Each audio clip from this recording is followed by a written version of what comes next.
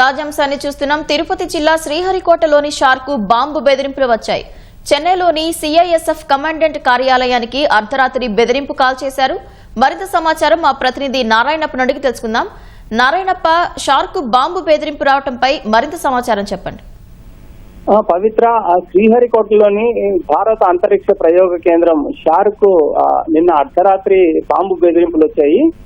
చెన్నైలోని CISF command control కార్యాలయానికి అర్ధరాత్రి ఫోన్ చేసిన దుండగులు షార్ అంతరిక్ష కేంద్రంలో బాంబులు పెట్టామని, పేల్చివేస్తామని చెప్పి, తీవ్రవాదులు ఉన్నారని చెప్పి ఫోన్ కాల్స్ రావడంతో అప్రమత్తమైన పోలీసులు శ్రీహరికోట అదేవిధంగా పరిసర ప్రాంతాల్లో గాలింపు చర్యలు చేపట్టారు.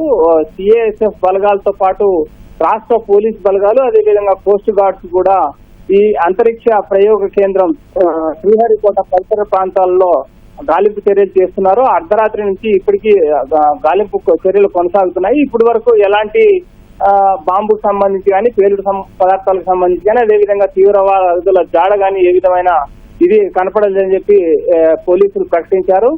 తిరుపతి ఎస్పీ హర్షవర్ధన్ రాజు అప్రమత్తమై నాయుడుపేటకు సంబంధించిన డిఎస్పీ పెంచుబాబు ఆధ్వర్యంలో రాష్ట్ర పోలీసులు, అదేవిధంగా షార్కు శ్రీహరికోట సంబంధించి భారత అంతరిక్ష ప్రయోగ కేంద్రానికి సంబంధించిన భద్రతా సిబ్బంది, సిఐఎస్ఎఫ్ వాళ్ళు కావచ్చు, ఇతర భద్రతా బలగాలంతా శ్రీహరికోట అదేవిధంగా పరిసర ప్రాంతాల్లోనూ శ్రీహరికోటకు సమీపంలో ఉన్న సముద్ర తీర ప్రాంతాల్లోనూ, అదేవిధంగా శ్రీహరికోటకు సమీపంలో ఉన్న అటవీ ప్రాంతాల్లోనూ పెద్ద ఎత్తున గాలింపు చర్యలు చేపట్టారు. పవిత్ర, ధన్యవాదాలు నారాయణప్ప.